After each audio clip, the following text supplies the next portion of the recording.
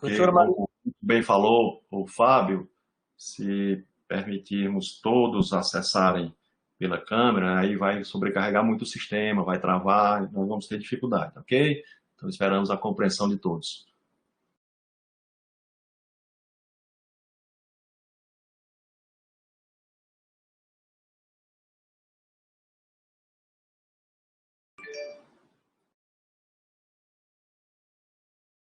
Doutora Maria Lúcia Bose, nossa querida titular do Departamento de Saúde Comunitária. Estou sentindo falta da professora Márcia Machado, desde ontem à noite disse-nos que ia ser uma das primeiras.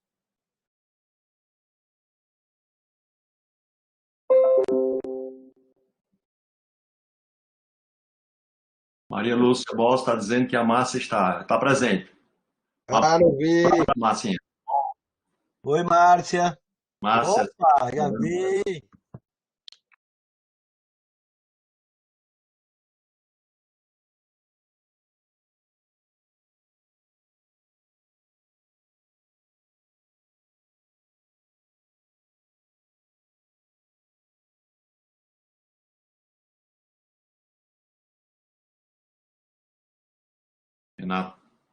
Renato Evandro.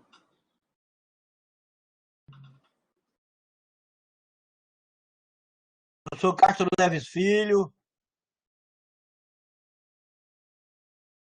Temos 45 pessoas, já estamos nos preparando para começar, professor João. 11h07. Sim, não é? Podemos já começar?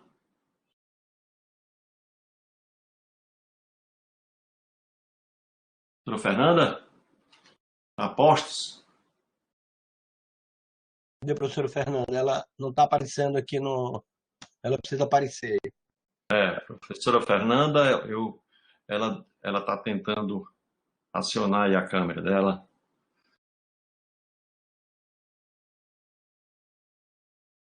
Bom dia, professor Marcos. Tudo bem? Sou Marcos Rabelo.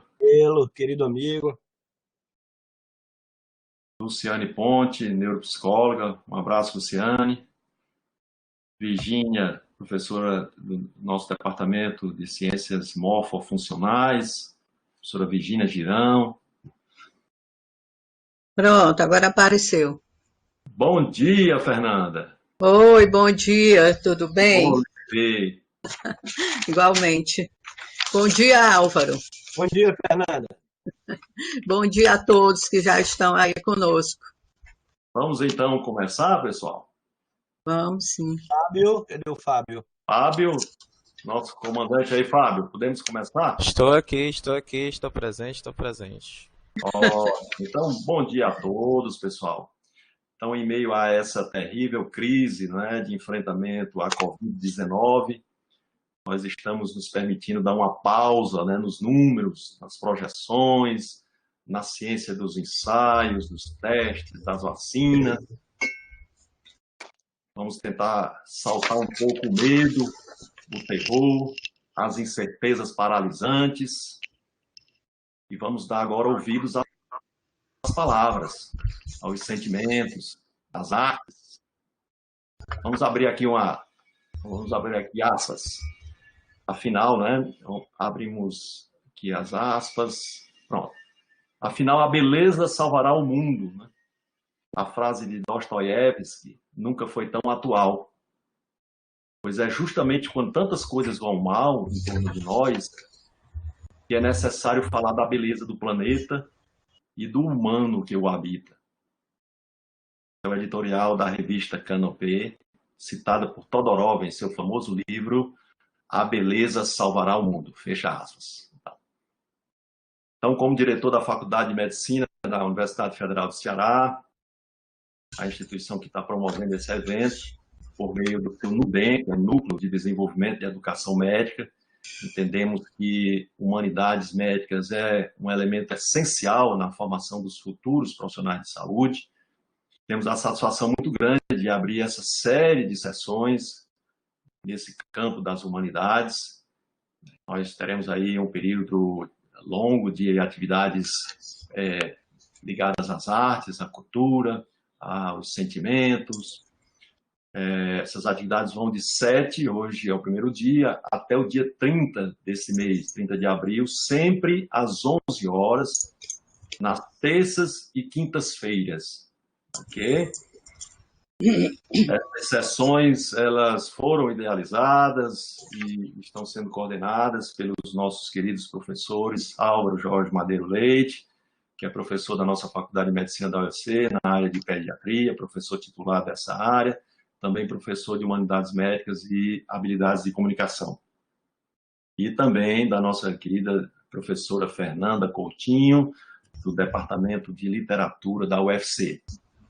E é exatamente com a doutora Fernanda que nós vamos dar início, né, às nossas atividades. Já então, agradecendo a Fernanda pela sua parceria, a Fernanda que tem sido uma parceira muito importante nesse nosso trabalho, nessa nossa tentativa de desenvolver esse campo das humanidades médicas, de fazer esse campo, fazer com que esse campo tenha um papel-chave, né, permanente, estruturante no processo de formação dos futuros profissionais da área de saúde, notadamente os profissionais de medicina.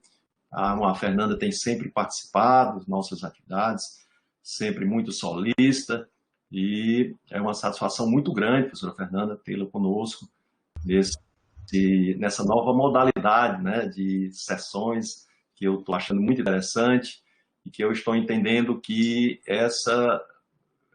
esse aqui vai ser o momento de introdução dessa modalidade que esperamos que seja permanente.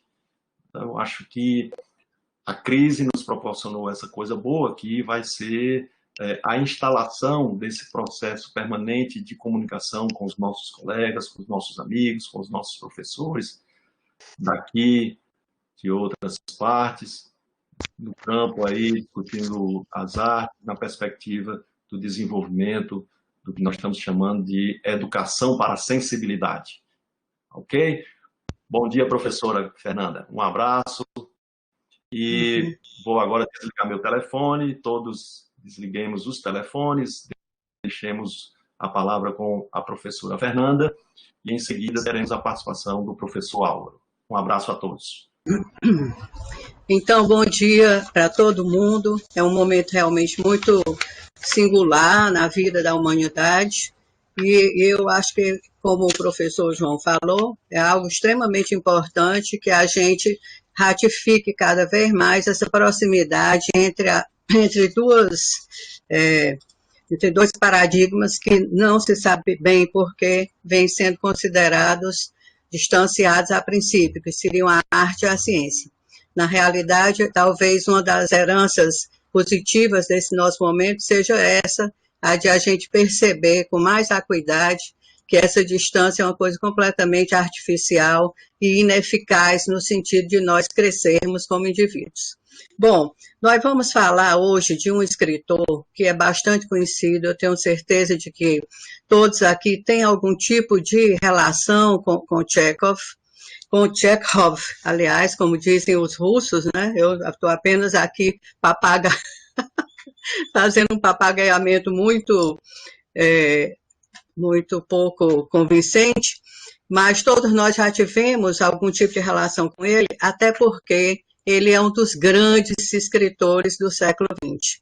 E não só é um dos grandes escritores, como ele vai conseguir realmente buleversar essa literatura a partir do século XX em duas áreas importantes e diferenciadas, que são exatamente a área da narrativa, né, da ficção narrativa, da ficção de narrativas curtas, no caso o conto, e também na área teatral. Então, ele vai conseguir fazer essas duas quebras de paradigma bastante interessantes e importantes. A literatura depois dele, o conto depois dele, jamais vai ser o mesmo. Assim como também a questão das peças teatrais. É bom a gente pensar que, no caso, já que há muitos médicos e outras pessoas da área envolvidas e participando dessa nossa conversa de hoje, é que Chekhov tem uma relação muito forte, muito intensa com a questão da medicina por várias razões. A primeira delas, a mais óbvia naturalmente, é de que ele foi um médico, né? Esse médico que viveu essa dicotomia, essa realidade dupla de escritor e de médico, ele nasceu em 1860 numa cidadezinha da Rússia, Taganrog, uma cidade muito longe de Moscou, mais de 1.000 quilômetros de Moscou, e vai viver os seus 44 anos e morrerá na Alemanha, né, em Bad Weiler, na Alemanha, cidade da Alemanha, um tipo de balneário alemão, para onde ele foi exatamente por uma outra razão ligada também à área médica, que era exatamente o tratamento de uma afecção que o acometeu logo jovem, né, por volta dos 20 anos, como a gente já viu, ele vai viver só 44 anos, na casa dos 20 anos ele foi acometido de tuberculose. Portanto, que na época, naturalmente, como todo mundo sabe, era uma doença incurável, né? Então, ele ainda tem mais essa espécie de vivência pessoal, né? Essa vivência corporal de uma realidade muito ligada à questão da doença e à questão da sensibilidade também, tendo em vista o tipo de doença que ele contraiu, e, portanto, é mais uma forma de ele se aproximar dessa questão do tratamento com relação à questão humana, né? Através da literatura. Bom, então, uma outra coisa interessante também é para a gente falar sobre Chekhov, antes de realmente adentrar um pouco mais a questão da obra, existem dados pessoais, dados biográficos que são de uma importância muito grande. E um desses dados pessoais e biográficos é exatamente a questão da infância dele, que foi uma infância profundamente dramática, né? Tendo em vista que o pai dele, que nós não vamos entrar no mérito aqui, era uma pessoa extremamente severa, rude mesmo com os filhos, né? Eles tiveram 7 filhos, esse casal teve 7 filhos, um deles morreu logo bem criança, então se criaram 6 filhos, e foi uma vivência muito pesada entre eles, ligado tudo muito à pobreza, não foi só a pobreza que levou a isso. O pai dele tinha realmente alguns dados, assim, alguns aspectos psicopatológicos complicados, sobre o que ele vai falar posteriormente, o próprio Chekhov, e isso aí causou muito drama para ele, um drama pessoal muito forte logo no início da vida, né? Não só da dele, como também da dos irmãos. É tanto que mais tarde, agora já, né, na nossa época, um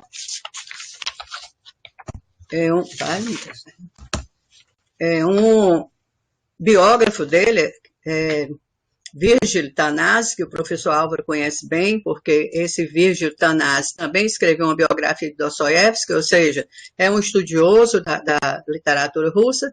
O Virgil Tanás vai reportar uma frase do próprio Chekhov acerca dessa época da infância, em que ele diz o seguinte: com relação à infância, a única coisa que posso dizer é que realmente não pude usufruir desse período. A infância, para mim, nunca existiu. Então, é uma frase de uma dramaticidade grande e que vai ter, eu estou falando e estou acentuando isso, porque, naturalmente, isso aí vai ter uma repercussão dentro da própria ficção, principalmente da questão da narrativa do Chekhov, né? Bom, outra coisa que é importante a gente assinalar é que a literatura russa, né, que é uma literatura tão rica, tão densa, tão potente, na realidade ela é uma das últimas literaturas que vão surgir dentro do contexto da noção de literatura ocidental, porque ela vai surgir apenas no século XIX. E por que isso? Exatamente porque a gente sabe que a relação do próprio surgimento da literatura com a ideia de nação, né, de um povo constituído, é alguma coisa totalmente pertinente. Como a Rússia demorou bastante a se configurar como um Estado-nação, naturalmente isso aí vai demorar muito mais do que outras literaturas. Nessa época a gente já tinha uma literatura espanhola fulgurante, nós já tínhamos uma literatura francesa igualmente importante, dentre outras, mas a Rússia vai começar oficialmente apenas no século XIX. E eu estou falando tudo isso para acentuar a importância do Chekhov, para dizer que quando ele ainda era criança, a gente já tinha, ou quando ele já era criança ou adolescente, a gente já tinha circulando dentro desse ambiente da cultura russa, os textos de Gogol, né, que é um nome espetacular e fundador também da literatura russa. Nós já tínhamos a presença também de Turgenev, que inclusive vai publicar o super famoso Pais e Filhos, em 1862, né? Então, isso aí também já era uma coisa que se antecedeu à própria importância de Tchekhov dentro da literatura russa. E isso sem falar de Dostoiévski, né? Que vai publicar O Crime e Castigo, que seria a obra mais famosa dele, quando Tchekhov tinha apenas 6 anos de idade. Então, são dados importantes para a gente assinalar exatamente como é que Tchekhov vai se introduzir dentro desse meio, que também já estava habitado por Tolstói, né?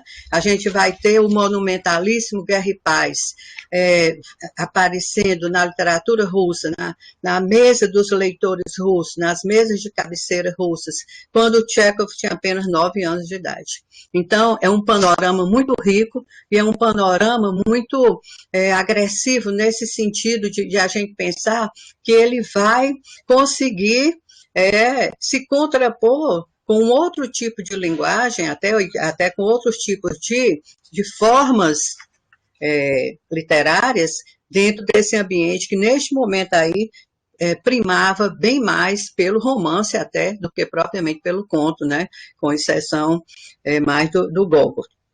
Né? Então, a gente vai pensar isso aí, essa presença do Tchekhov na literatura russa, como uma construção de novos paradigmas. Com relação ao conto propriamente dito, a gente tem que pensar que ele vai também se agregar a dois nomes extremamente importantes dentro da noção de contística, que são exatamente o Poe, né, e o Maupassant. Então, quando ele começa a escrever os contos dele, ele já vai ter como espelhamento isso aí, o que os grandes nomes, como Poe e Maupassant, haviam construído.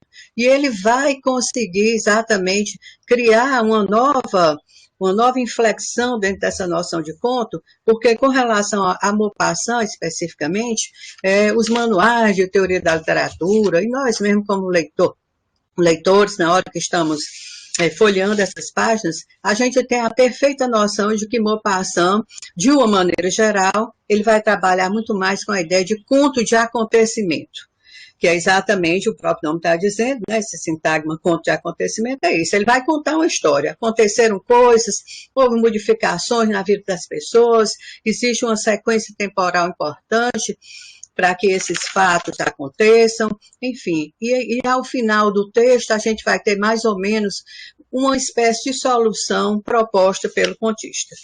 Tchekhov, ele vai se contrapor a isso, ele vai modificar esse movimento da narrativa curta. E ele vai criar o que os estudiosos de literatura chamam de conto de atmosfera.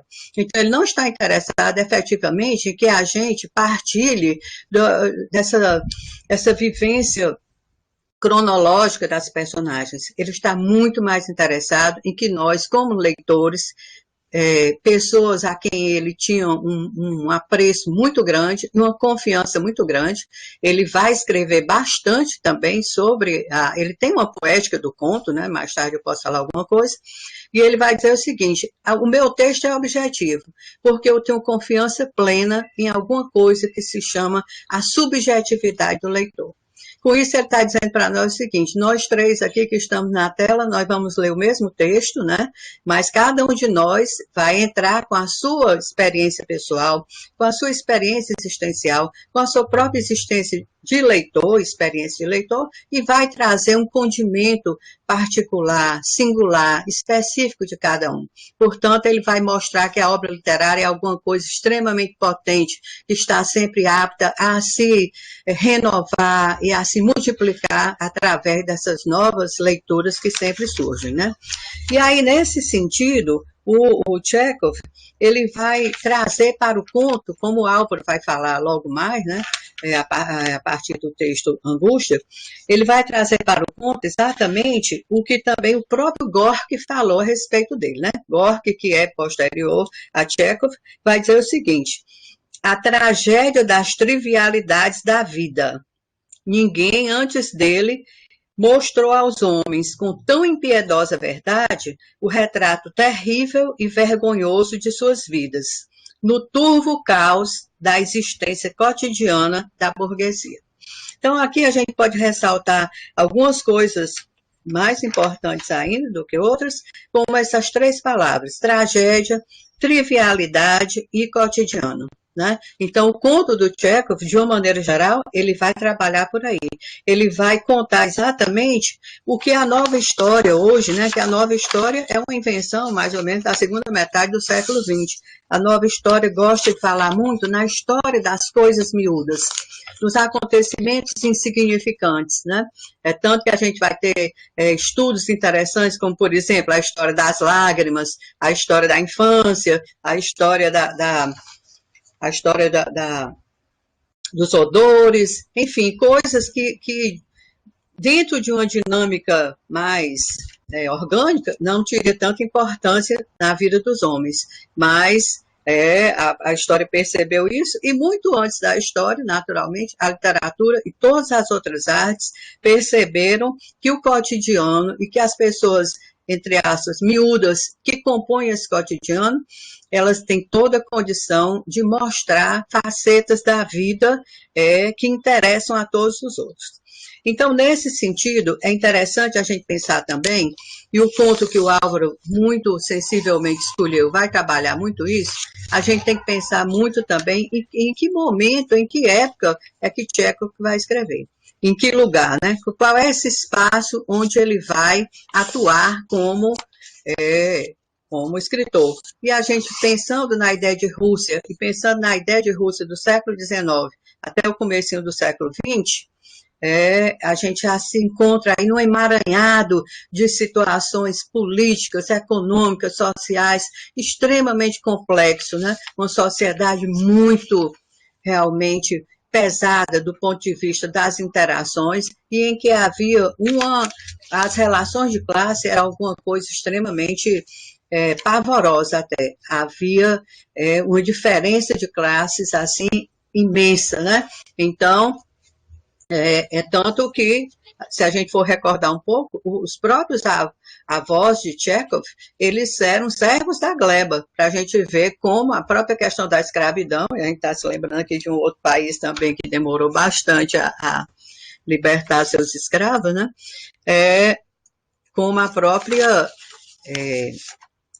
a escravidão e essa noção de rendição de um ser humano a outro é alguma coisa muito forte, né, nessa Rússia aí do século XIX. Então, é nesse sentido que o Gorky vai falar, nesse retrato terrível e vergonhoso da vida das pessoas, né, principalmente da vida cotidiana da burguesia da época de então, nesse período todo que vai de mais ou menos 1880 e poucos até 1904, já que o Tchekhov vai começar a escrever realmente a partir dos 20 anos, quando ele sai da cidadezinha lá de Taganrog, onde existe hoje um museu, belíssimo museu dedicado a ele, e vai exatamente para Moscou para fazer seus estudos de medicina. Nesse ínterim, ele já escrevia, porque, como eu já falei antes, ele vai viver essa dualidade constantemente, a dualidade de ser médico, de cuidar das pessoas, de um ponto de vista físico e emocional também, e ao mesmo tempo ele vai trazer essa noção do cuidado para dentro da narrativa. É tanto que a gente vai ver, existem N exemplos de contos em que nós vamos perceber exatamente essa sensibilidade que o escritor tem para com esses vários outros que ele vai configurar literariamente. Vários outros, por exemplo, quais? Por exemplo, as próprias crianças, como eu já falei, a questão da infância ficou como um dado muito marcante na sua experiência pessoal, e ele vai, de alguma maneira, embora não haja uma relação direta e uma relação completamente pertinente entre as duas coisas, mas de alguma maneira ele vai recriar literariamente esse sentido da fragilidade da criança, esse sentido da noção do desconhecido, essa noção de estar um pouco perdida dentro da sua própria realidade, inclusive e principalmente com relação a um conto que se chama Vanka, né? Vanka é um tipo de apelido de um dos nomes mais comuns na Rússia, que é exatamente Ivan. né? Então, esse menino, Vanka, ele vai escrever, a ideia é uma coisa muito simples, é como todas as pessoas que estudam Chekhov assinalam, coisas da trivialidade. Um menino trivial, que é assistente de um sapateiro, ou seja, aí já tem as questões de trabalho infantil e milhões de outras coisas, e esse menino, qual é o grande acontecimento da vida dele? É ele querer sair dessa situação de penúria em todos os sentidos, principalmente penúria afetiva, já que essa família não dava a ele nenhum tipo de acolhimento afetivo. Então, ele vai escrever uma carta para o avô, uma carta que nós depreendemos pela leitura, que é uma carta que jamais vai chegar a essa figura, e que, portanto, ele vai permanecer nessa mesma condição de sofrimento e nessa condição de pessoa apagada dentro da realidade dos acontecimentos. É um ser que não tem nenhuma repercussão social. No entanto, Chekhov vai considerar essa situação de penúria emocional desse personagem Vanka como um grande acontecimento que deve ter a capacidade de nos mobilizar a todos, né? Muito disso ele vai conseguir exatamente pela própria experiência dele como médico. Ele vai atuar como médico ao longo da vida toda, né? E também vai atuar em comunidades bastante carentes, inclusive vai fazer muitos trabalhos sociais, porque essa questão da pobreza e da miséria russa da época sempre o tocou de uma forma assim muito particular. Bom, então, retomando um pouco, como é que Chekhov realizou esse percurso, né? Como é que ele vai sair dessa situação de uma criança de família pobre, paupérrima até quase, e até chegar a médico e até chegar a ser um dos nomes mais importantes da literatura russa. Como eu já falei, ele vai escrever a princípio, né? Quando ele vem para Moscou estudar, ele já tem escrito muito contos humorísticos. Era uma prosa descompromissada, sem nenhum tipo era mais como se fosse o relato de anedotas mesmo, alguma coisa que não passaria de um entretenimento para os leitores. E esses contos, eles começaram a circular em periódicos, em Moscou, né, em revistas, em jornais, até que um crítico da época, Grigorovitch, vai começar a ler esses contos e vai dizer, olha, Chekhov, se você escrever com menos rapidez, se você apurar mais essas qualidades que estão latentes em seu texto, você tem, que são exatamente a ideia de sutileza, a ideia dessa coisa da atmosfera, a ideia de deixar latente muitos aspectos da narrativa, para que nós, leitores, possamos intervir aí nesse texto, então você tem condição de ser um grande escritor. E aí ele começou a pensar nisso e modificou e criou uma nova inflexão com relação a esses textos, né? E aí, e a partir daí ele vai começar a escrever de uma outra maneira, como é o caso aqui também da observação do Vladimir Nabokov, outro grande escritor russo, que vai dizer o seguinte, já pensando nesse segundo modelo de escrita de Chekhov.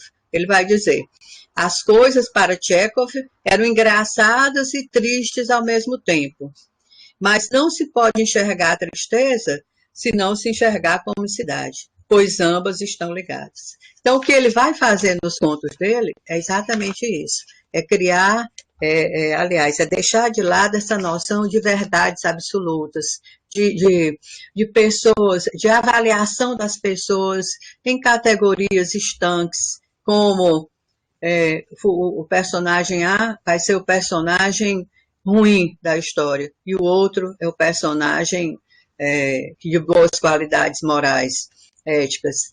Isso aí não vai existir para ele, porque ele mesmo, como eu já falei, ele vai escrever bastante, não só a produção de contos dele é enorme, vastíssima, como também ele vai escrever muita coisa do ponto de vista das escritas de si, que são diários, cadernos de anotações e tudo mais, tanto que a obra completa dele chega a ser colocada em 30 volumes, então ele escreve bastante.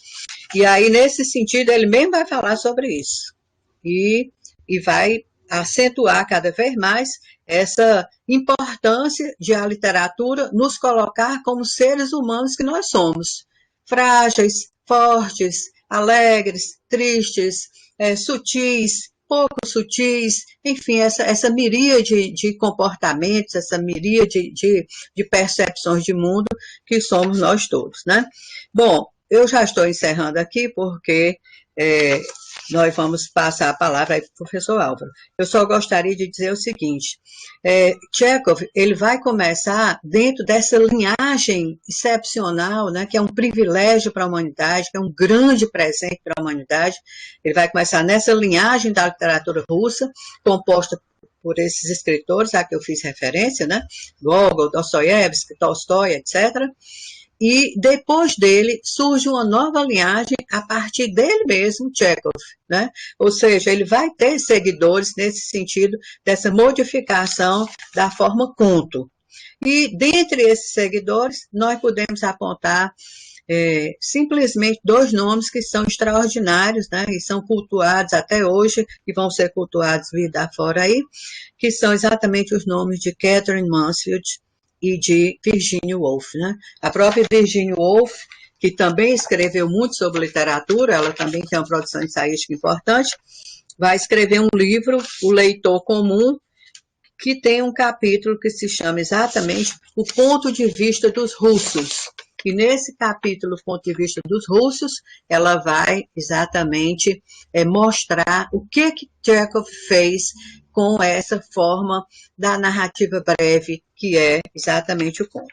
Nesse sentido, a gente encontra aproximações muito grandes também da Katherine Mansfield com o Chekhov, né? Eu gostaria de lembrar para vocês, talvez muitos de vocês já tenham lido, mas eu tenho a impressão de que caberia uma releitura, um conto bastante tchecoviano da Katherine Mansfield, que se chama A Vida de Mãe Parker, que também é sobre um ser anônimo. A Mãe Parker é uma espécie de faxineira, né, que trabalha na casa de um burguês lá de Londres, né? Então, é um conto que tem ressonâncias do pensamento literário de Chekhov muito fortes. Para finalizar, realmente, eu vou, apesar de eu não ter me reportado as peças de Chekhov, né, que também foram outra maneira de ele revolucionar o teatro,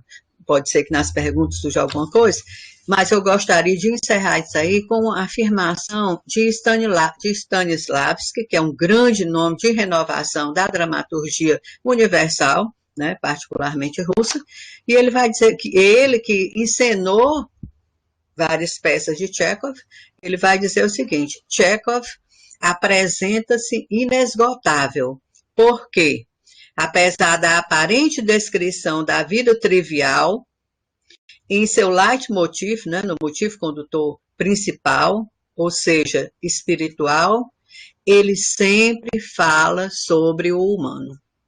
Então, é com essa afirmação de Chekhov, de Stanislavski, acerca de Chekhov, assinalando e colocando em evidência isso, a relação do autor com o humano, que é exatamente o sentido da nossa conversa de hoje, que eu passo a palavra para o professor Álvaro Madeiro, que é um leitor super sensível da literatura russa, e, oportunamente, se for o caso, a gente pode responder alguma pergunta acerca da obra dele. Eu agradeço, eu não agradeci no começo, mas para agradecer não existe essa cronologia.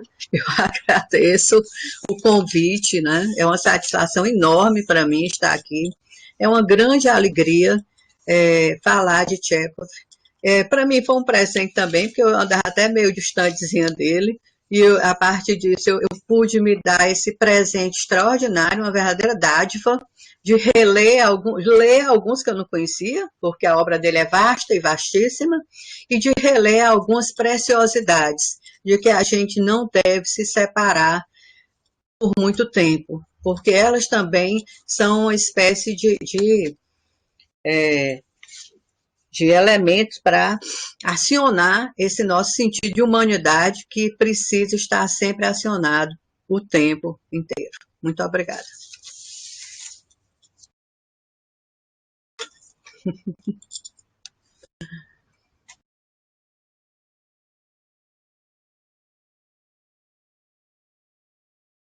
Fábio, bom dia a todos. Está me ouvindo, Fábio?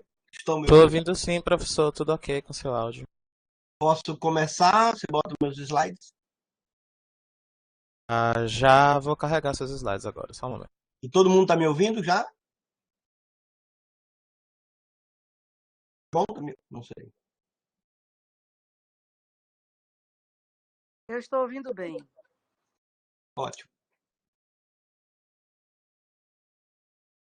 Pronto, professor Álvaro, aí o senhor clica aí no botãozinho de mais para se tornar apresentador e controlar os slides, tá bom? Ah, certo. Ok? Tudo ok, pode prosseguir. Bom dia a todos. É realmente uma alegria enorme. Não estou vendo ninguém, com exceção do professor João Macedo e da professora Fernanda Coutinho, mas consigo visualizar aqui 54 participantes. Isso nos dá uma alegria muito grande. Essa iniciativa totalmente incentivada por esses dois colegas, Fernanda Coutinho e João Macedo, com quem já vimos dividindo aí o prazer da leitura por muito tempo. Esse campo das humanidades médicas, em tempos difíceis, né, se revela ainda mais necessário para todos nós. Essa citação que está no texto do nosso projeto, que está aí no texto desse folder, né, de um filósofo, educador espanhol, né, Larosa Bondia, de que a possibilidade de que algo nos toque, né, requer um gesto de interrupção, um gesto que é quase impossível nos tempos que correm, requer tempo parar para pensar, parar para olhar, olhar devagar. E aí o Larosa vai fazer bastante comentário sobre o que significa esse gesto de interrupção, que a professora Fernanda Coutinho acabou de comentar, o quanto esse gesto de interrupção fez com que ela voltasse a essa fonte inesgotável de sabedoria humana que é a literatura russa. Então, nós todos que estamos aqui interrompendo uma parte das nossas preocupações, eventualmente dos nossos trabalhos online, para nos dedicarmos, né, ao tema da literatura, já é por si só uma perspectiva humanística. O Larossa ainda continua dizendo que é um tempo em que a gente deve olhar mais devagar, escutar mais devagar, parar para sentir mais devagar, demorar-se nos detalhes, suspender a opinião, suspender o juízo, suspender a vontade, suspender o automatismo da ação, cultivar a atenção e a delicadeza, abrir os olhos e os ouvidos, falar sobre o que nos acontece, aprender a lentidão, calar muito, ter paciência e dar-se tempo e espaço.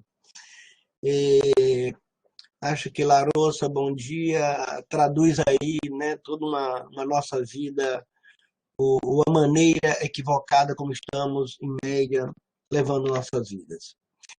Eu vou começar, vou fazer um percurso, espero que me compreendam, dizer o que esse campo tem a ver com a medicina, né? Aqui é uma editorial de uma das revistas mais prestigiadas da nossa área, o BMJ, né? British Medical Journal, que tem um debate desde o começo dos anos 2000, acentuando o paradoxo que vivia a medicina naquele final de século, né?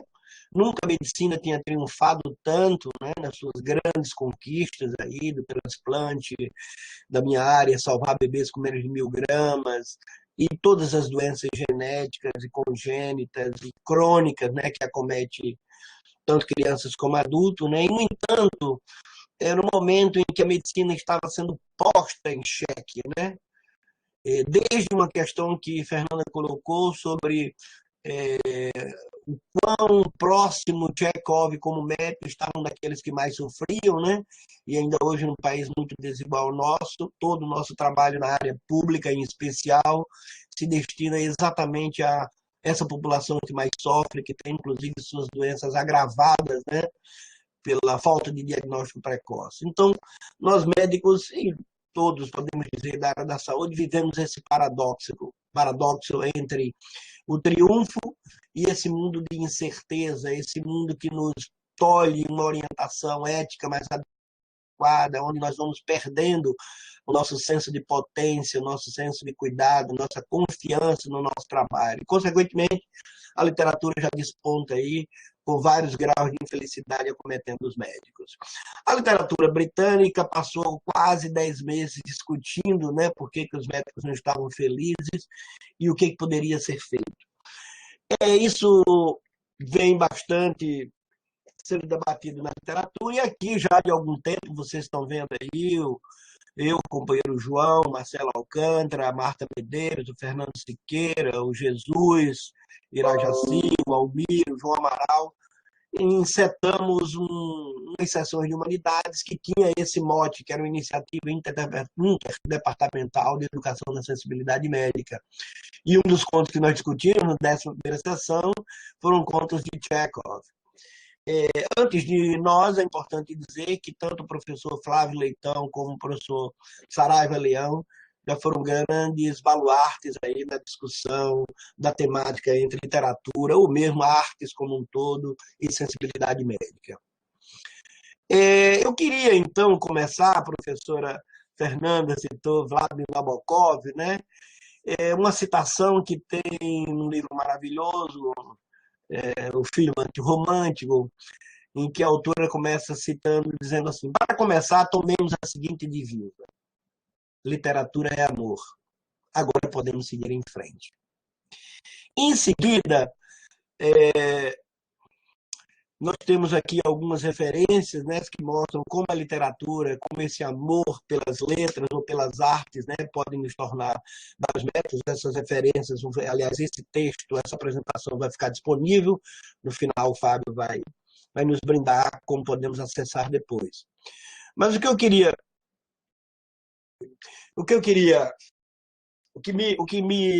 me tocou bastante foi essa do Otto Maria Carpo, que a arte, ou a literatura, que, né, já que estamos falando de literatura, mas a arte alcança sempre a finalidade que...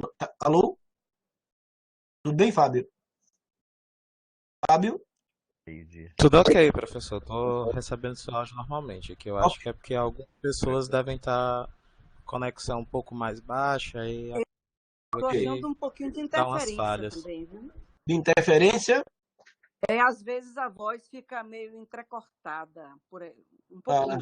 Mas dá para entender, pode seguir. Tá bem. Então eu estava falando sobre essa dimensão que a arte alcança sempre a finalidade que não tem. Eu gostei muito nisso, porque isso tem tudo a ver com esse campo.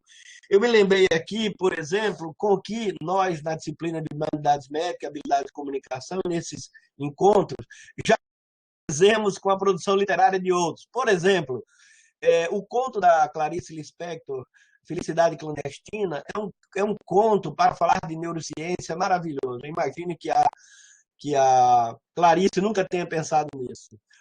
A Morte de Ivan Illich é uma aula sobre medicina centrada no paciente, sobre habilidades de comunicação. A mesma coisa que o ensaio sobre a cegueira, que será debatido aqui. E eu estou me lembrando aqui de uma quantidade enorme de autores que jamais imaginaram que a gente pudesse fazer isso com a obra deles, né?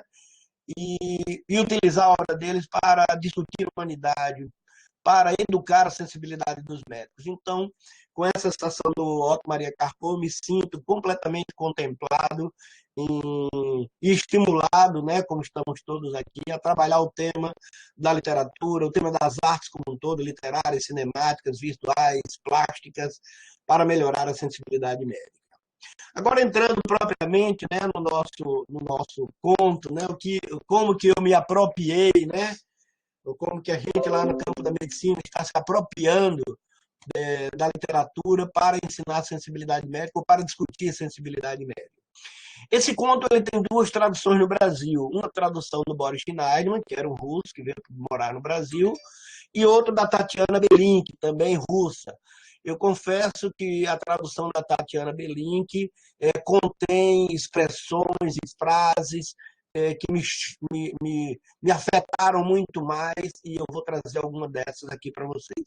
Vocês podem encontrar o conto na internet com o nome de Angústia, com quem a dor partilharei, ou mesmo A Quem Confiar Minha Tristeza, que era um versículo de um canto da igreja russa.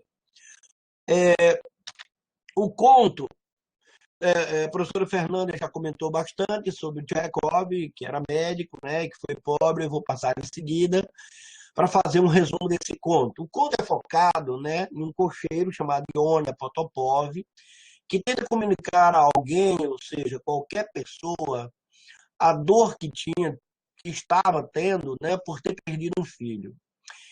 E cada tentativa, numa noite de trabalho como cocheiro que ele empreende, que ele faz para dividir com os outros sua tristeza, vai resultando inútil. Então aqui já tem elementos, né, para a vida humana e elementos para a medicina fundamental. Aliás, e tragicamente contemporâneo, né? O que fazemos nós com a perda de nossos entes queridos, né? Aqui tem uma discussão profunda sobre o luto, como nós médicos devemos lidar com o luto, como nós médicos devemos compreender a vida ou o estado emocional de uma pessoa que está enlutada. E no caso específico aí da sensibilidade de Tchekov, ainda mais numa condição de isolamento social. Ou seja, Tchekov consegue captar aí elementos fundamentais do nosso trabalho, né? O problema do enlutamento, o problema da psique desse enlutamento e o problema de como, no caso nós, profissionais de saúde, podemos acolher o sofrimento de quem tem experimentado, né, como muitos nesse momento, a partida de um ente seu querido. O cenário é Moscou, os personagens, basicamente, né, esse cocheiro é o personagem central, né, o filho do cocheiro que vem a falecer, Kuzma Ionitch. Ele é cocheiro, então ele tem como objeto seu de trabalho, né, e também de diálogos nós vamos ver a éguinha, né, e os seus transeuntes, as pessoas com quem Tchekov, nessa noite que ele sai para afogar as suas mágoas atrás de alguém que ele possa escutar suas dores, né, os transeuntes, as pessoas que andam na rua dessa Moscou, numa noite fria, em que ele, nessa dupla tentativa de sobreviver financeiramente e sobreviver emocionalmente, sai. Eu vou rapidamente tratar de 3 cenas. A cena 1, esse nome me pareceu, no conto da Tatiana, na tradução da Tatiana, a primeira palavra é anoitece. E eu fiquei pensando muito nessa palavra, e ela vai ter um relacionamento com a última palavra do conto também, o anoitecimento, né? Quer dizer, aqui uma dimensão temporal, traduzindo já na primeira palavra uma ressonância emocional com o sombreamento, com a escuridão que se apossou desse personagem, né? Desse cocheiro. Então, Tchekov, já na primeira palavra, da grandeza, né?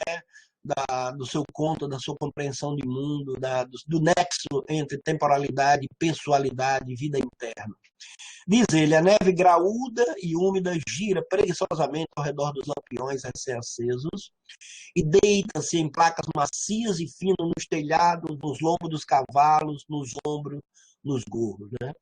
Também gostei muito dessa metáfora, dessa neve graúda que se aninha em placas macias, no telhado, nos cavalos e etc.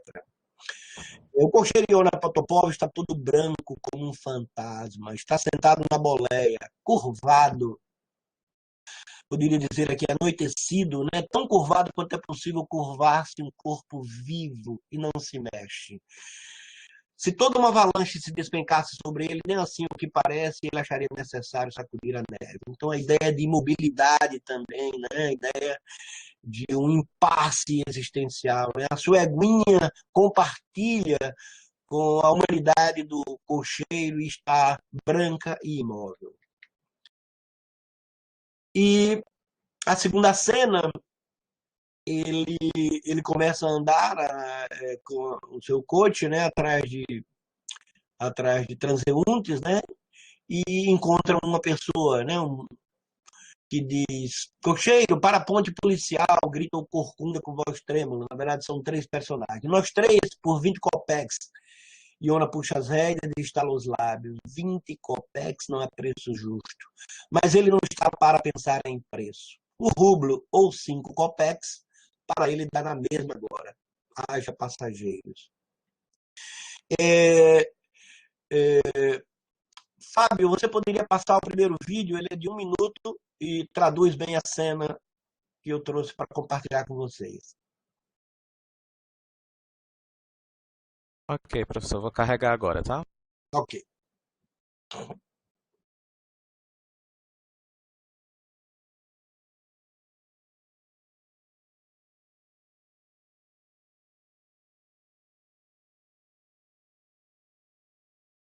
Fernanda, você precisa desligar o seu áudio. Ok.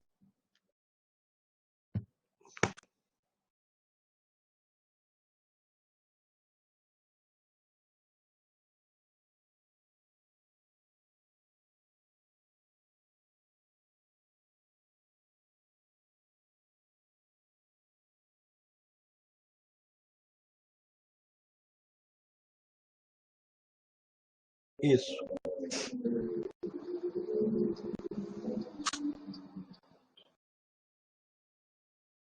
Assim como o moço tinha vontade de beber, ele tem vontade de falar. Logo para fazer 1 semana que o filho morreu, e ele ainda não conversou direito com ninguém.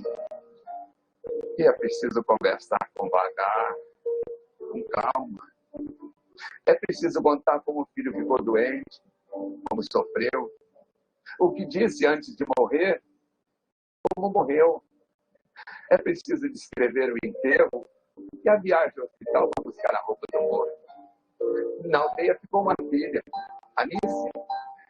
Também dela é preciso falar. Há tanta coisa que poderia falar agora. O ouvinte deve gemer, suspirar, compadecer-se.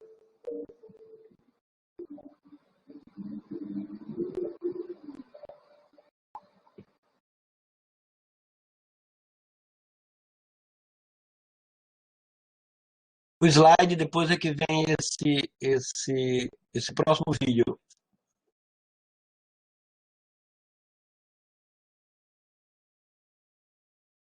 Fábio?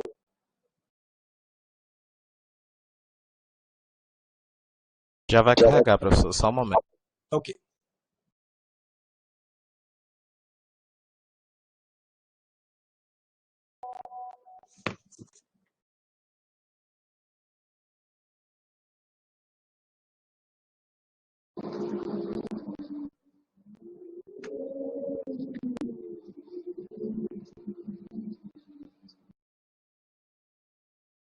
Tendo recebido os 20 copecs, Iona fixa longamente o olhar na direção dos farristas e desaparece no portão escuro.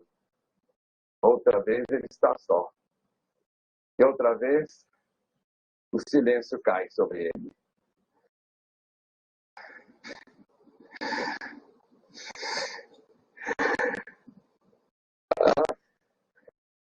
A angústia de abrandar um pouco surge de novo e oprime seu peito com força maior ainda.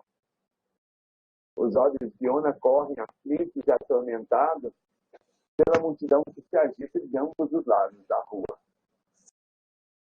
Não haverá no meio a tantas pessoas, ao menos uma que quisesse ouvi-lo, mas as pessoas passam sem notá-lo. Nem a ele, nem a sua angústia. Angústia enorme que não conhece limites.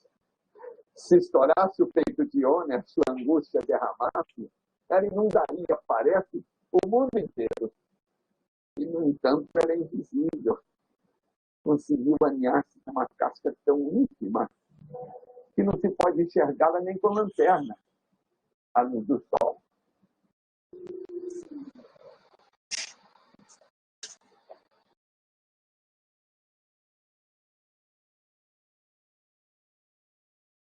Botar os slides.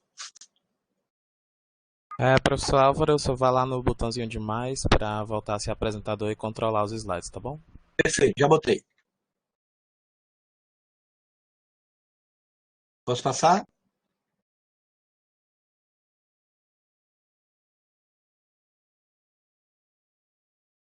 Então, passaram os 2 vídeos, né? A cena 3, Iona se veste e vai para a cavalariça,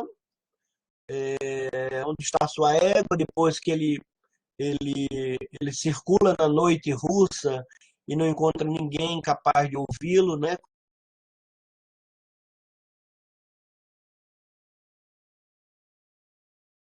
Que quando se aposentou se dedicou ao teatro, com peças particularmente russas, né? E aí nessa cena o cocheiro pensa na aveia, pensa na palha, no tempo, no filho quando está sozinho ele não consegue pensar. Falar com alguém a respeito do filho, isso ele poderia, mas pensar sozinho e imaginá-lo é insuportável e assustador. Já caminhando para o final, Iona vê um zelador de prédio, né, com um saco na mão e decide falar com ele. Mano, que horas serão? Pergunta ele. Passa das 9. Mas o zelador impertinente diz, por que ficas parado aí? Vai andando. Iona afasta-se alguns passos, dobra o corpo e entrega-se à angústia. E aí aparece no conto uma frase que para mim é central na tradução da Tatiana Belink. Dirigir-se aos homens, ele já considera inútil. Parece que essa é uma reflexão dos nossos tempos, né? Ou é uma reflexão de todos os tempos, né? Uma reflexão da condição humana, da experiência humana na Terra, né? E nesse momento, então, que estamos todos em confinamento, essa expressão até assume outras características, né? Mas, de qualquer maneira, essa para mim, é a frase do conto que ficou reverberando dentro de mim, seja na minha condição cidadã, seja na minha condição de médico, seja na minha condição de professor, né? Talvez o ápice, né, do isolamento, da desesperança, da descrença, da impossibilidade de encontrar acolhimento para o seu sofrimento no outro humano. Tchekov, então, coloca na voz de cocheiro um apelo central à humanidade de todos. Dirigir-se aos homens, ele já considera inútil. A cena final é o Tchekov conversando com a sua eguinha. Mastigas? Pergunta Iona ao seu cavalo, vendo-lhe os olhos brilhantes. Mastiga ainda, mastiga. Se não ganhamos para a aveia, comeremos palha. Pois é, eu estou velho para este trabalho. O filho é que devia trabalhar, e não eu. Aquele sim é que era cocheiro de verdade. Se ao menos vivesse, Iona cala-se um pouco, depois continua. Assim é, Maneguinha, não temos mais Kuzma Ionite. Foi-se desta para melhor. Pegou e morreu à toa. Agora imagina tu. Por exemplo, tu tens um potrinho e tu és a mãe desse potrinho. E de repente, imagina, esse mesmo potrinho se despacha desta para melhor. Dá pena ou não dá? A éguazinha mastiga, escuta, esquenta com seu bafo às mãos do dono. Jonas se deixa arrebatar e conta-lhe tudo. Aqui eu trago, então, para finalizar, uma reflexão de um filósofo espanhol chamado Josep Esquirol sobre a indiferença. Talvez a insensibilidade e a indiferença sejam os eventos mais dramáticos do que muitos chamam de pós-modernidade. Diz ele sobre a indiferença: trata-se de uma deficiência de caráter moral. A pessoa indiferente é incapaz de perceber o que uma determinada situação está pedindo a ela. Nem sua sensibilidade nem seu entendimento sabem escutar as demandas da realidade. O compromisso que uma situação social requer, a ajuda ou a companhia de que outra pessoa necessita. Desnecessário comentar que essa é uma questão central da prática médica, da prática da saúde como um todo e também de todas as pessoas. Uma pessoa que é incapaz de perceber o que uma determinada situação está pedindo a ele é uma pessoa indiferente, insensível e, segundo a filosofia, uma pessoa com deficiência de caráter moral. Ainda pergunta, portanto, Esquirol, quais os principais desafios que nós, seres humanos, temos de enfrentar para impedir que esta era em que vivemos, marcada pelo individualismo, pela pressa e pela competitividade, nos torne pessoas menos atentas ao próximo e à sociedade em que estamos inseridos? Esquirol mesmo responde: redescobrir o valor da solidariedade, da justiça e do amor continuam sendo o mais relevante para reverter os excessos individualistas de nossos dias. Não me parece que aqui teremos de inventar nada, somente, e não é pouco, darmos conta de que o que mais tem sentido na vida não é o consumo, nem o poder, e sim os laços de estimação, de amizade e de respeito que se dão entre as pessoas. Humberto Mariotti, utilizando aí a contribuição de Edgar Morin, fala dos 5 saberes do pensamento complexo, e eu vou me deter no próximo slide a apenas um, que é saber ver. Essa ética Ubuntu, de uma tradição de tribos lá da África, diz que a ética Ubuntu em Zulu significa uma pessoa se torna uma pessoa por causa das outras, ou seja, começamos a existir quando o outro nos vê. Daí o problema da invisibilidade. Para esses povos, quando um indivíduo passa por outro e não o cumprimenta, é como se houvesse se recusado a vê-lo, o que significa negar-lhe a existência. Começamos a existir quando o outro nos vê. Eu tomei essa citação para lembrar um texto, acho que publicado na American Education, onde 33 escolas do Reino Unido vão discutir o que é essencial na formação médica. Vocês estão vendo aí essa roda, mas estão vendo que a questão central, né, da educação médica é respeito aos outros. E Esquirol vai nos alertar, o que todos sabemos, obviamente, que não há sociedade sem respeito.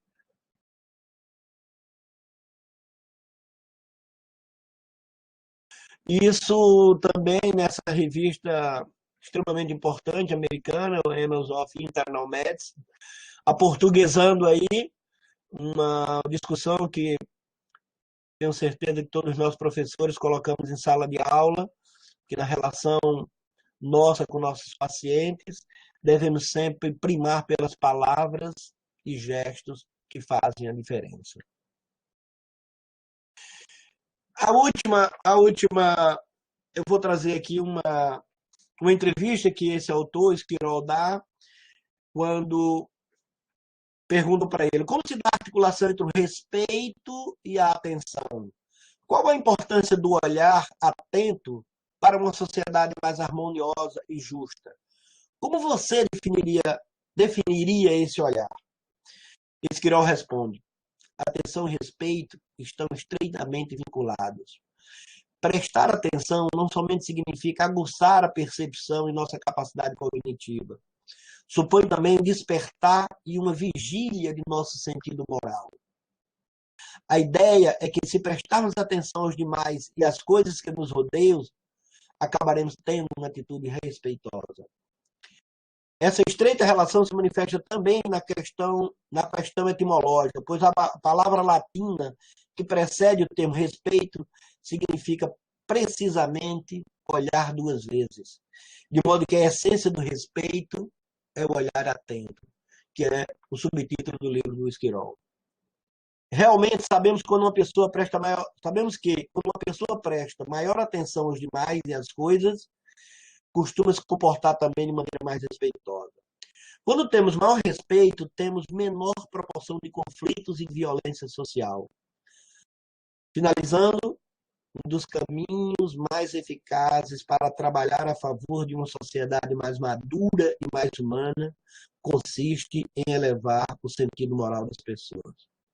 Provavelmente, essa era a preocupação e o trabalho do médico e escritor Anton Chekhov, o nosso escritor celebrado de hoje. Eu queria deixar duas palavras. Eu sou médica, eu escrevo e estudo a obra de Fernando Pessoa. Eu queria deixar uma palavra de Fernando Pessoa que vai complementar o que vocês disseram. É o seguinte, ele diz: nunca desembarcamos de nós, nunca chegamos ao outro, senão outrando-nos pela imaginação sensível de nós mesmos. Então, o verbo é outrar-se. Vocês concordam?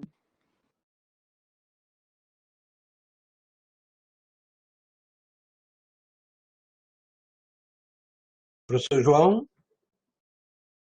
nenhuma discordância. Ok, então, parabéns à professora Fernanda, à professora Alva, pelas brilhantes apresentações. Estamos aí 12 horas, 11 minutos. Não sei aí qual seria a disponibilidade de todos. Podíamos abrir um pouco agora para quem quiser se manifestar. Poderíamos fazer isso até que horas? Alguma sugestão de vocês? 12h30. Até 12h30, tá ok? Então, fiquemos aí até 12h30.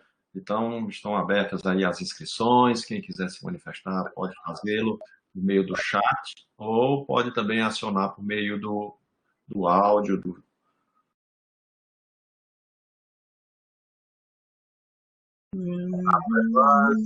Para os temas de apresentações. Para essa apresentação... Se vai essas apresentações vão ser disponibilizadas? Sim, estão gravadas, vão ser disponibilizadas.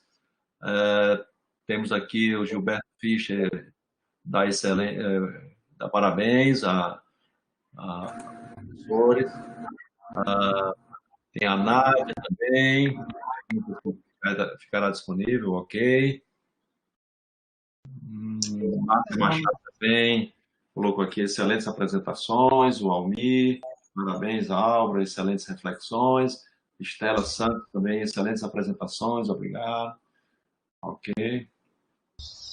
E a palavra está facultada. E quem quiser acionar aí o áudio, pode falar. Maria Lúcia Bose. Maria Lúcia Bose, um abraço, Maria Lúcia. Pode falar, então. Oi. Bom dia, eu quero parabenizar as 3 apresentações, foi maravilhosa a exposição a partir do lugar, né, de quem fala da literatura, da Fernanda. Parabéns, Fernanda. Álvaro e Macedo já são companheiros de longa data, né? Eu sou Maria Lúcia Bose, professora na Faculdade de Medicina, e, diferentemente de Álvaro, eu não sou médica, né? Sou uma profissional das ciências humanas e saúde, né? Na área de ciências humanas e saúde, da saúde coletiva, e muito sensível, evidentemente, ao tema das humanidades médicas, né? Eu acho que o Álvaro toca numa questão que transversaliza os debates acerca da formação médica desde que eu estou na Faculdade de Medicina. Isso quer dizer, há 3 décadas. Né? Há 3 décadas, ou muito próximo disso, 28 anos, eu leciono em faculdades de medicina, inicialmente na Universidade Federal do Rio de Janeiro, depois em Recife, depois por 2 vezes no período anterior e depois um retorno mais em definitivo na UFC, instituição a qual eu me vinculo e de que tenho acho um privilégio, muito orgulho de fazer parte desse coletivo. A questão é que esse debate da escuta, Álvaro, e da necessidade de desenvolver isso, e você, eu considero um militante dessa causa, porque não só porque você e Macedo, inclusive, organizaram uma coletânea que chama Você Pode Me Ouvir, doutor, isso já tem um tempo, e a temática já é essa, né? Então, a questão que eu me pergunto é que sucessivas reformas curriculares na medicina foram feitas, eu acompanhei muitas, a ponto de hoje, até conversar com os meus colegas mais próximos, me ser um pouco cansativo discutir a questão da reforma curricular, porque sempre me parece que a gente mexe, move os conteúdos como se fosse uma mudança no quebra-cabeça, sem necessariamente mergulhar na essência do que eu considero o que realmente constitui o cuidado médico. Porque eu acho que daqui a pouco os programas de computadores substituirão uma série de tarefas técnicas. Essa dimensão técnica que se distingue da arte, e a clínica não é ciência, a clínica é justamente a junção dessas duas esferas, né? Essa questão da arte médica, né? Da medicina como arte, que eu acho encantador esse momento que nós estamos tendo aqui, mas vamos combinar que isso é excepcional na formação curricular médica. E eu me angustio seguidamente, né, até talvez por força de me sentir, por vezes, solitária, né, num modelo que é biomédico e tem certas, vamos dizer assim, tensões importantes com o lugar de pensamento e epistemologia das ciências humanas e sociais. Então, eu me pergunto, e aí queria conversar um pouquinho, se você poderia tecer algumas palavras, né? Como a gente pode aprofundar, e eu acredito que deveria ser um conteúdo perene, né? Como eu acho que português deveria ser, falando mais na área das letras, né? Como eu acho que português a gente teria que continuar a seguir estudando ao longo da universidade, porque os alunos, inclusive de medicina, entram sabendo muito mais da linguagem do que na hora de sair, eles vão perdendo a capacidade de se comunicar, perdendo a linguagem, o que significa que diminuindo a possibilidade de comunicação, inclusive com seus pares. A gente vê isso, quem trabalha na pós-graduação, como é que eles entram, aqueles meninos do PIBIC do segundo período, e como eles saem quando eles vão tentar, por exemplo, as pós-graduações e não conseguem dizer o que pensam, né? Porque perderam linguagem. E perder linguagem é perda de processo civilizatório, na minha leitura. Então, quer dizer, eu gostaria de falar muito mais sobre isso, né? Quem sabe um dia Álvaro me convidou e eu acho que eu vou aceitar ter aí dar alguma contribuição a essa iniciativa estupenda, né, que começa hoje. Mas eu queria assim, perguntar ao Álvaro assim, como é que você vê as oportunidades dentro de uma formação em medicina, o que teríamos de fazer, né? Eu sempre pensei nesse laboratório de sensibilidades, essa questão das sensibilizações. Como é que a gente poderia abrir espaços e quais espaços seriam efetivos para desenvolver vamos dizer assim, esse remédio, né, contra anti-indiferença, essa vacina quanto à não escuta, que hoje, a meu ver, se amplia e se aprofunda na garotada que está saindo, diferentemente se você pega médicos de outras gerações ou mesmo alunos e alunas com quem eu tinha contato há 30 anos atrás. Eu vejo que a questão da tecnologia, do modelo biomédico, da da cultura, né? Nisso que a gente chama, eu gosto mais de chamar de hipermodernidade do que chamar de modernidade tardia ou pós-moderna. Eu acho que a gente é hipermoderno. Então, como é que a gente poderia, né, aprofundar isso? E eu sou uma pessoa otimista, você me conhece, né, Álvaro? Mais até do que Macedo, trabalhamos de forma mais próxima. Mas, nesse particular, eu fico pensando que a gente tem uma distância, um desequilíbrio entre o modelo biomédico e as habilidades humanas que precisam, a meu ver, né? Precisaria, eu brinco com os meninos, eu falei, eu tenho uma vontade de transferir a faculdade de medicina para o Benfica. Aí o pessoal olha assim, né? Porque é muito estranha a ideia, mas não deveria ser, porque afinal é medicina humana, né? A gente poderia ir no outro campus buscar conteúdos biomédicos e trabalhar profundamente a essência humana da medicina. Não seria tão absurdo assim. Acho que tem coisas mais absurdas que a gente olha e não se assusta, né? Por exemplo, um médico não escutar. Eu acho isso mais absurdo. Então, enfim, isso é digamos, uma manifestação um pouco catártica, desculpe a extensão, mas é porque realmente é uma apresentação que provoca, né? Sobretudo porque esse projeto é um projeto de muito difícil importância, de muito difícil realização, operacionalização no seio das escolas médicas e, ao mesmo tempo, né, eu acho que é aí que consiste a essência do cuidado médico. Né? Obrigado. Parabéns. Ok, professora Maria Lúcia. Parabéns pela iniciativa. Importantes reflexões, questões que a professora Maria Lúcia está levantando aí. E antes da resposta do Álvaro, das considerações do Álvaro, eu queria, Álvaro, colocar aqui também, para você até responder em bloco, a questão aqui da Lucila Miranda. Ela pergunta como o lidar com a morte ou doenças incuráveis é ensinado aos estudantes de medicina. Então, eu acredito que as questões levantadas pela professora Maria Lúcia, essa questão da professora da Lucila, elas são bem relacionadas, então você poderia respondê-las em bloco. Ok, Álvaro? Podemos ouvir mais alguém, João? O tempo está se aproximando, 3 falas e a gente responde em bloco, não? O Fábio colocou aqui que quem quiser falar pode se inscrever aqui no chat. Alguém o fez ou não? Aí eles colocam aqui bonita reflexão dos apresentadores e apropriação de um conto que fala das possibilidades de escuta e comunicação humana. Nesse momento precisamos de diálogo entre as áreas. Eu vou ler porque acaba sendo uma manifestação das pessoas, né? E querer fazer a manifestação verbal.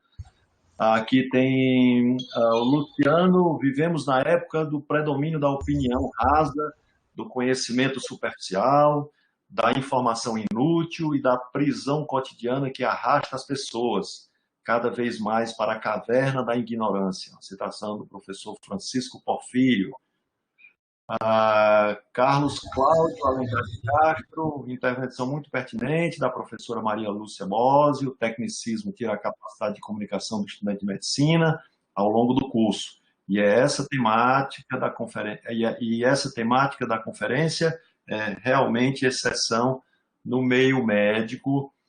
Antes nós tínhamos a observação aqui do Disseu, aspas, a medicina é minha legítima esposa, a literatura é apenas a minha amante, uma citação do Chekhov. Creio que ele foi brilhante, né, com as duas, assim como o Álvaro e a Fernanda em suas palavras. Parabéns e obrigado. Eu acho que são as manifestações que tem aqui no chat, né? Então, mais alguém? Acho que enquanto isso o Álvaro já poderia ir comentando em cima aí das observações da professora Maria Lúcia e da Lucila. O César Barreira também gostaria, então vamos ouvir aí o César. Pois não, César? Bom dia, boa tarde, um grande abraço. Pode falar.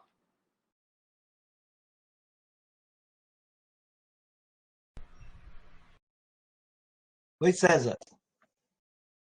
César precisa ativar o microfone, tá com o microfone desativado.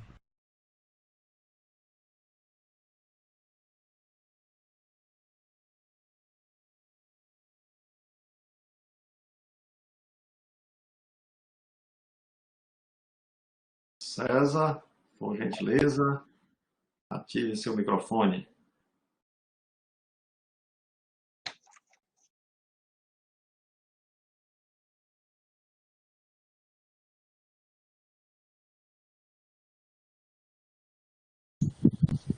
Pronto, foi. Agora estão escutando? Perfeito. Tá? Então, vamos lá. Parabenizar muito. Primeiro, essa iniciativa é excelente. Parabenizar as falas aí de Fernanda, do Álvaro, né, a própria introdução do João Macedo. É interessante, realmente eu gostei muito da palavra da professora Maria Lúcia. Eu acho que realmente, falando bem do lado de humanas, né, de humanidades, que é o meu olhar, né, que eu gosto muito de demarcar esse lugar da minha fala de sempre, né, que é essa. Eu acho que esse programa, né, esses debates, eu acho que seria uma questão para fazer parte do cotidiano da medicina, né? Eu acho que essa questão de poder humanizar, né, mais a área médica, né, a área da saúde. Esse momento que nós estamos vivendo, né, ou vivenciando, né, é muito importante, né, para a gente perceber esse cuidar, né? Eu acho que é uma das palavras mais usadas hoje no século XXI, né, o cuidar das pessoas. Eu acho que isso aí está muito presente, né, em todas essas questões que são colocadas hoje na televisão, e realmente essa dedicação dos médicos, que tem sido, e de todos os profissionais da área de saúde, né, que tem sido muito destacada. E eu acho que é interessante a gente ver como é que a gente poderia realmente casar cada vez mais essa questão que, de certa forma, ainda é muito apresentada como dicotômica, né, entre ciência e humanidades, humanidades e saúde. A gente termina mesmo tentando fazer esse casamento, é ainda um casamento um pouco, dentro da minha ótica, meio forçado, né? Eu gostaria que essa questão fizesse parte mais do cotidiano mesmo, do dia a dia, né, da saúde. Essa ideia de levar a medicina para a área do Benfica é genial, né? Eu acho que seria uma revolução, né? Acho que também é utopia, mas tudo bem. Eu gosto muito de dizer que a gente tem que continuar acalentando, né, nossas utopias, né? Então, que eu acho que seria interessante realmente a gente trazer todas essas discussões que a Fernanda colocou, o texto que o Álvaro aborda, né? Ele ontem me fez reler esse texto, né, da angústia, né, que é muito interessante, do escutar, né, do ouvir, né, de entrar, de sair da sua vida e entrar na vida do outro. Eu acho que é muito uma mensagem que passou o texto, tá? E eu acho que, para mim, é só isso. Muitas ideias nesse sentido da gente humanizar mais, cada vez mais, a saúde, a medicina. E eu gostaria muito de parabenizar os organizadores e as belíssimas palavras do Álvaro e da Fernanda. Bom dia.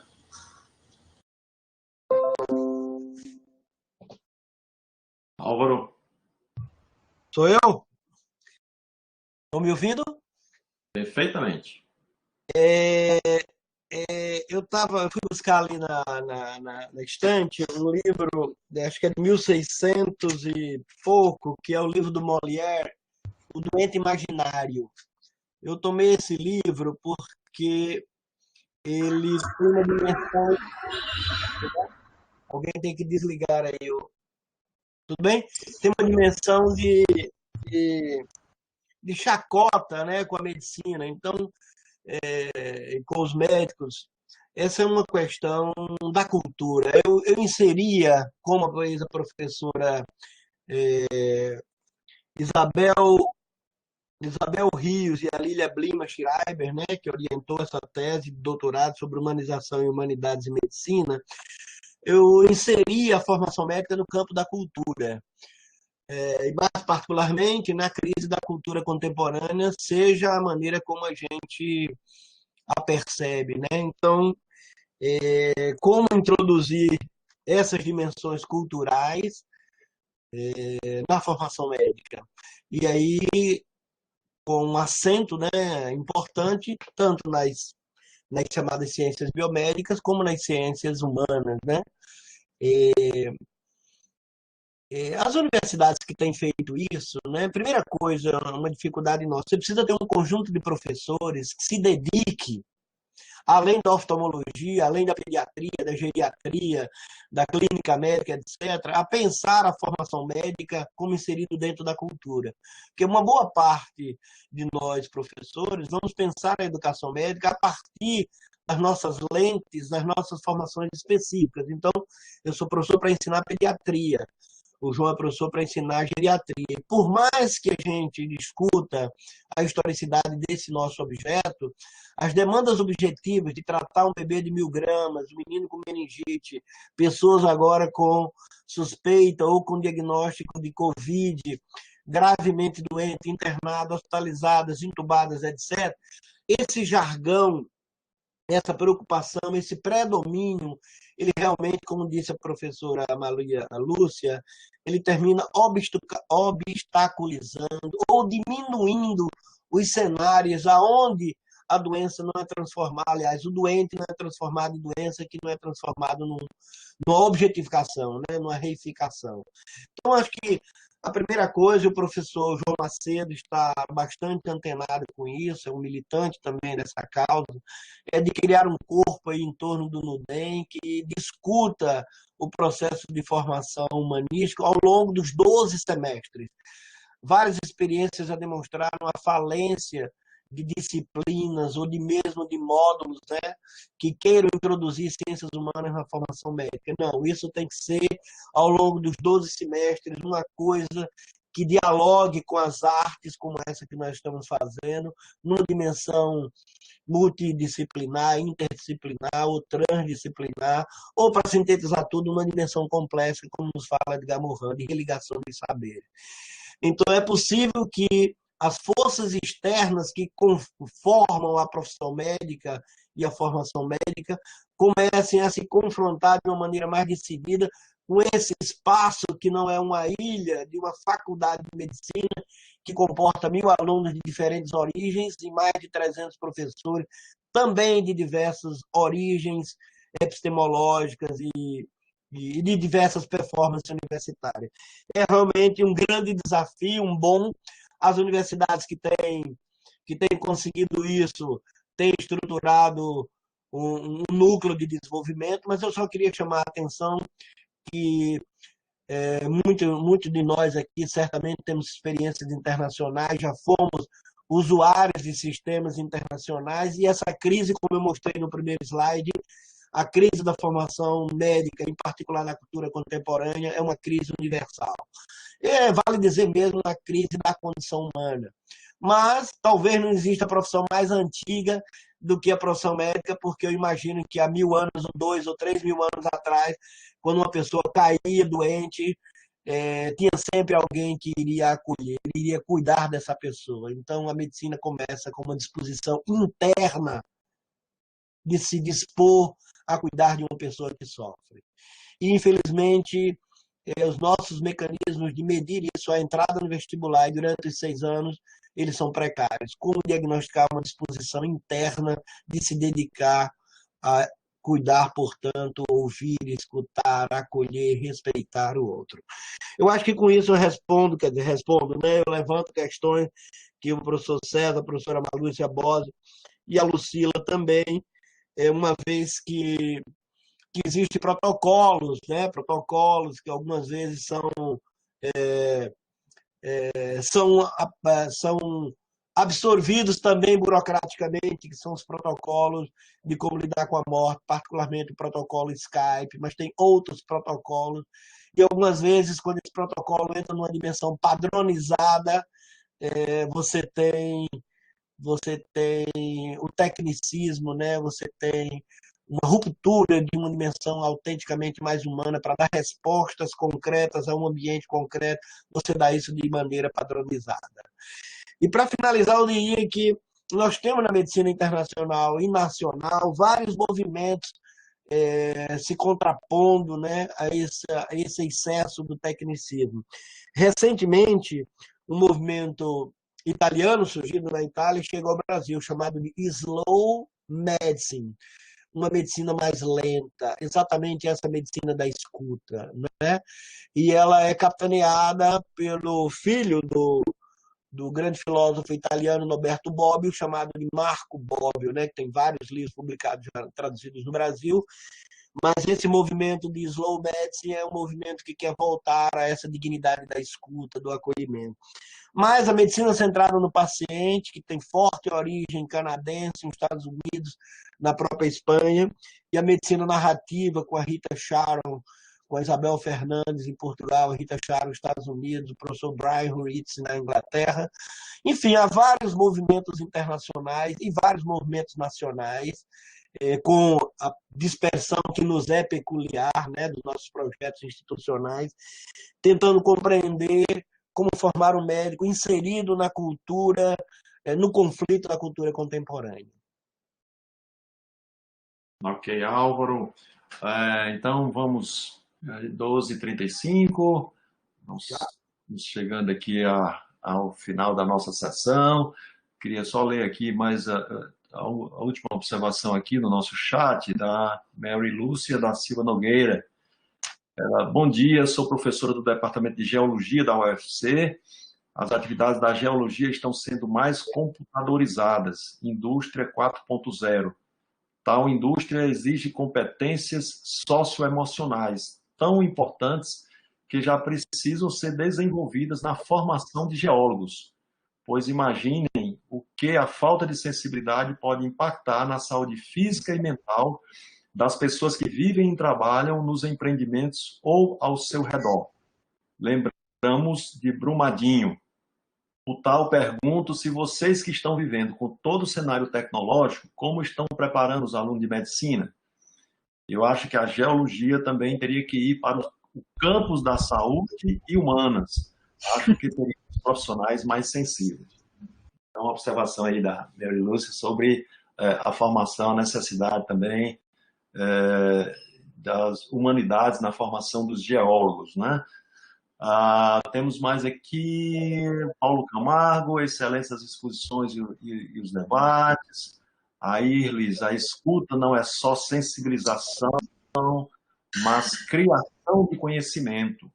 Freud criou a psicanálise quando decidiu escutar as histéricas. A observação da Irlis.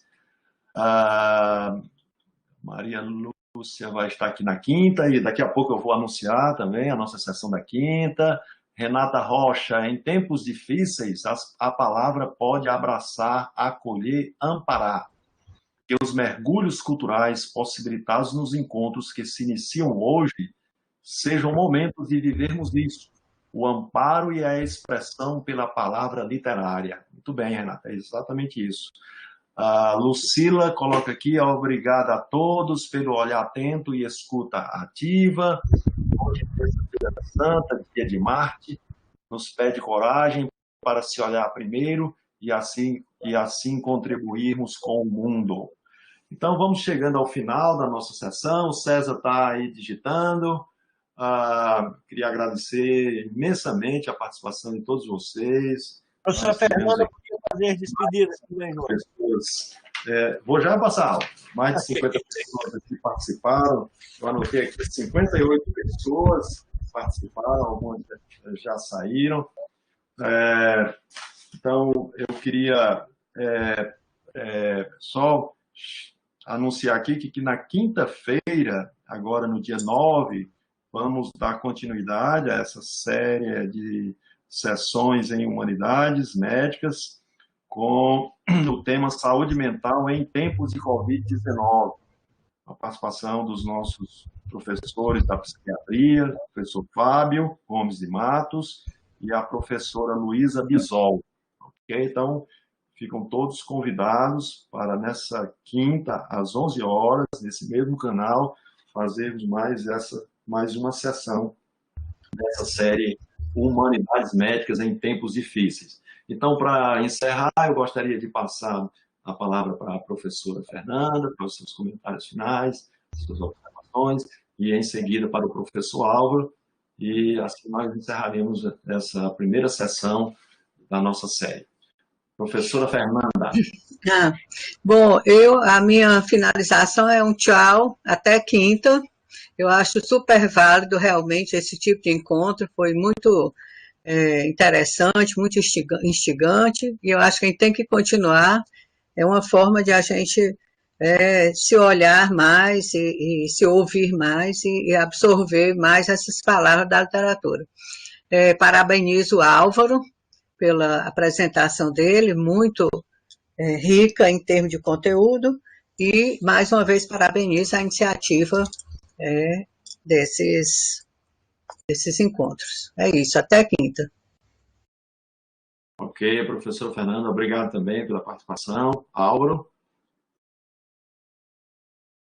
Agradecer a todos os amigos, agradecer aí a essa parceria possibilitada aí pelo professor João Macedo, diretor da nossa faculdade, a presença, a companhia sempre muito prazerosa da professora Fernanda Coutinho. Agradecer a todos e dizer que foi uma manhã realmente maravilhosa reencontrá-los e poder discutir literatura e poder discutir palavra, escuta, compreensão, transformação, solidariedade, né? E fundamentalmente cultivar a presença do amor entre os amigos e na busca por uma vida melhor. Muito obrigado. Ok, então, obrigado. Um abraço a todos vocês, aos que ficaram aqui até esse momento. Como vou pegar aqui as palavras do professor César Barreira, que coloca por uma ciência mais lenta. Então, sigamos todos com isso em mente, por uma ciência e uma vida também mais lenta. Um abraço a todos e até quinta-feira, às 11 horas, nesse mesmo endereço eletrônico. Tchau. Tchau. Tchau, tchau.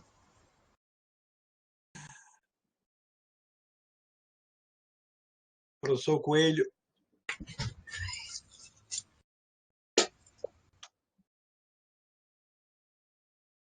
Fábio?